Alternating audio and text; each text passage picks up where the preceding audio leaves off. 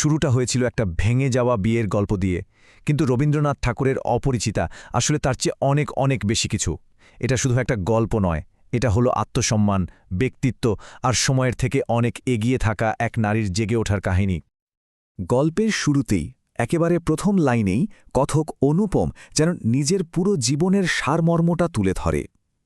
ভাবুন তো, মাত্র ২৭ বছর বয়স, অথচ জীবনের প্রতি কি ভীষণ এক শূন্যতাবোধ। এই একটা লাইনেই আমাদের বুঝিয়ে দেয় যে আমরা কেমন এক চরিত্রের সঙ্গে পরিচিত হতে চলেছি। তো চলুন গল্পের প্রথম পর্বে ঢোকা যাক।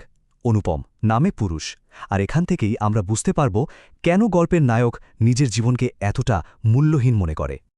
দেখুন, অনুপম কিন্তু সব দিক থেকেই তথাকথিত ভালো ছেলে, পড়াশোনা জানে, ধনী পরিবারের সন্তান, কিন্তু তার আসল সমস্যাটা হলো তার কোনো নিজস্ব মতামত বা ব্যক্তিত্বই নেই।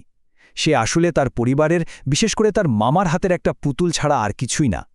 এক কথায় বলতে গেলে অনুপমের জীবনটা পুরোটাই অন্যের হাতে নিয়ন্ত্রিত।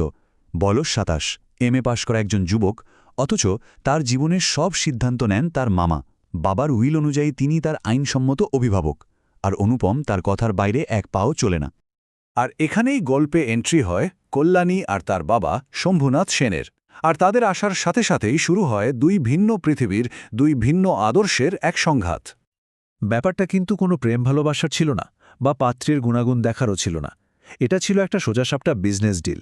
মামার কাছে বিয়েটা ছিল একটা আর্থিক লেনদেন, আর তার মূল লক্ষ্যই ছিল কনের পরিবার থেকে কতটা আদায় করা যায়। গল্পের মূল দ্বন্দ্বটা ঠিক এখানেই। একদিকে আছেন অনুপমের মামা, যার কাছে টাকা, লোভ আর নিয়ন্ত্রণই সবকিছু। আর ঠিক তার বিপরীতে আছেন শম্ভুনাথ সেন, একজন শান্ত, শিক্ষিত আর আধুনিক মনের মানুষ, যার কাছে নিজের মেয়ের সম্মান আর আত্মমর্যাদার চেয়ে বড় আর কিছুই নেই। আর এরপরেই আসে গল্পের সেই টার্নিং পয়েন্টটা, বিয়ের দিনের সেই ঘটনা যা সবকিছু উল্টোপালট করে দেয়। শুধু একবার ভাবুন তো দৃশ্যটা। বিয়ের আসর, যেখানে দুটো পরিবার এক হওয়ার কথা, সেখানে বরপক্ষ নিজেদের স্যাকরা নিয়ে হাজির হয়েছে কনের গয়না পরীক্ষা করার জন্য। মানে কি চরম একটা অবিশ্বাস আর অপমানজনক কাজ। তিনি শুরুতেই ধরে নিয়েছিলেন যে কনের বাড়ির লোকেরা ঠকবাজ। এটা কিন্তু হঠাৎ করে করা কোনো কাজ ছিল না। মামার দাবিগুলো ছিল একেবারে ঠান্ডা মাথায় করা একটা প্ল্যান। এটা শুধু সন্দেহ ছিল না, এটা ছিল ক্ষমতার আস্ফালন। তিনি সবাইকে দেখিয়ে দিতে চেয়েছিলেন যে তিনিই এখানে শেষ কথা, আর এর মাধ্যমে শম্ভুনাথ সেনকে সবার সামনে ছোট করতে চেয়েছিলেন। আর ঠিক এই চরম অপমানের মুহূর্তে শম্ভুনাথ সেন কিন্তু চিৎকার চেঁচামেচি করেননি। একেবারে শান্ত, কিন্তু ইস্পাতের মতো দৃঢ় কণ্ঠে তিনি এই কথাটা বলেন। এই একটা বাক্যেই তিনি বুঝিয়ে দেন যে আত্মসম্মান কী জিনিস। যারা তার মেয়েকে চোর ভাবে, তাদের হাতে তিনি মেয়েকে তুলে দিতে পারেন না। বিয়ে তো ভেঙে গেল, কিন্তু আমাদের নায়ক অনুপম, সে কি করল? কিছুই না। সে চেয়েছিল বিয়েটা হোক, কিন্তু মামার এই চরম অন্যায়ের বিরুদ্ধে একটা কথাও বলার সাহস তার হল না। সে শুধু চুপচাপ দাঁড়িয়ে নিজের জীবনের সবচেয়ে বড় সর্বনাশটা দেখল। বিয়ে ভেঙে গেল, কিন্তু গল্পটা এখানেই শেষ নয়, বরং এখান থেকেই শুরু হয় অনুপমের আসল যাত্রা, এক গভীর অনুশোচনার যাত্রা। প্রথম দিকে ব্যাপারটা ছিল শুধু সামাজিক লজ্জা, কিন্তু সময় গড়ানোর সাথে সাথে অনুপমের মনে গভীর অনুশোচনা জন্মায়। সে বুঝতে শুরু করে যে সে শুধু একটা বিয়ে হারায়নি, সে একজন অসাধারণ মানুষকে হারিয়েছে। আর যখন সে শোনে যে কল্যাণী বিয়ে না করার প্রতিজ্ঞা করেছে, তখন তার অপরাধবোধ আরও বেড়ে যায়।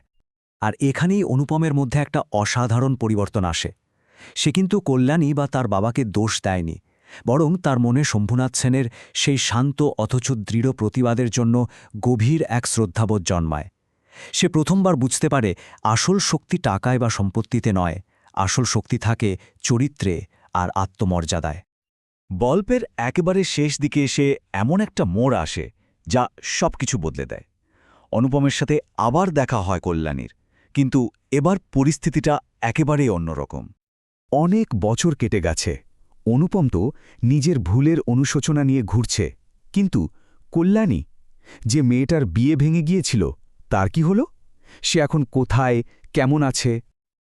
হঠাৎ করেই একটা চলন্ত ট্রেনে অনুপমের চোখ আটকে যায় একজন নারীর দিকে। কি অসম্ভব আত্মবিশ্বাস আর ব্যক্তিত্ব নিয়ে তিনি একদল ছোট ছোট মেয়েকে সামলাচ্ছেন। তার এই স্বাবলম্বী রূপটা অনুপমকে মুগ্ধ করে, যদিও সে তখনও জানে না এই নারী আসলে কে। আর তারপরই সে জানতে পারে এই নারী আর কেউ নয়, এই হলো কল্যাণী। কিন্তু এ তো সেই বিয়ের আসরের কল্যাণী নয়। এই কল্যাণী সম্পূর্ণ নতুন একজন মানুষ, আত্মবিশ্বাসী, স্বাধীন, যে এখন মেয়েদের শিক্ষাদানের মতো মহৎ এক ব্রত নিয়েছে। সে আর কারো পরিচয়ে পরিচিত নয়, নিজের জীবন সে নিজেই গড়ে নিয়েছে। আর ঠিক এই মুহূর্তেই গল্পের অপরিচিতা নামটা যেন সার্থক হয়ে ওঠে। অনুপম বুঝতে পারে সে কল্যাণীকে কোনোদিন চিনতেই পারেনি। বিয়ের মণ্ডপে সে শুধু এক লজ্জাবতী পাত্রীকে দেখেছিল। তার ভেতরের আত্মবিশ্বাসী মানুষটাকে চেনার সুযোগ বা যোগ্যতা কোনোটি তার ছিল না। কল্যাণী তাই তার কাছে চিরকাল অপরিচিতাই থেকে গেল। তাহলে এই অসাধারণ গল্পটা থেকে শেষ পর্যন্ত আমরা কি শিখলাম? রবীন্দ্রনাথ ঠাকুর ঠিক কী বার্তা দিতে চেয়েছেন আমাদের? প্রথমত, এটা হলো যৌতুক প্রথার মতো একটা সামাজিক ব্যাধির বিরুদ্ধে এক সোজাসাপটা শক্তিশালী প্রতিবাদ। আর দ্বিতীয়ত, এটা হলো নারী শক্তির জয়গান। কল্যাণীর চরিত্রটা আমাদের দেখায় যে একজন নারী কতটা দৃঢ় এবং আত্মনির্ভরশীল হতে পারে। আর সবচেয়ে বড় শিক্ষাটা হলো, আসল সম্পদ সোনা বা টাকায় থাকে না। মামা যা খুঁজছিলেন তা ছিল নিতান্তই তুচ্ছ, আর শম্ভুনাথ সেন যা রক্ষা করেছিলেন, অর্থাৎ আত্মসম্মান আর মেয়ের মর্যাদা, সেটাই ছিল আসল সম্পদ। এই সত্যিটা অনুপম বুঝেছিল, কিন্তু ততদিনে অনেক দেরি হয়ে গেছে। গল্পটার শেষে একটা বড় প্রশ্ন রেখে যায়। অনুপম সমাজের সব নিয়ম মেনে ভালো ছেলে হয়েও নিজের কাছে অচেনা হয়ে রইল, আর কল্যাণী সমাজের প্রথা ভেঙে দিয়ে নিজেকে নতুন করে খুঁজে পেল। তাহলে ভাবুন তো, আসল অপরিচিতকে? যে স্রোতে গা ভাসিয়ে দেয় সে, নাকি যে স্রোতের বিরুদ্ধে গিয়ে দাঁড়ানোর সাহস দেখায়?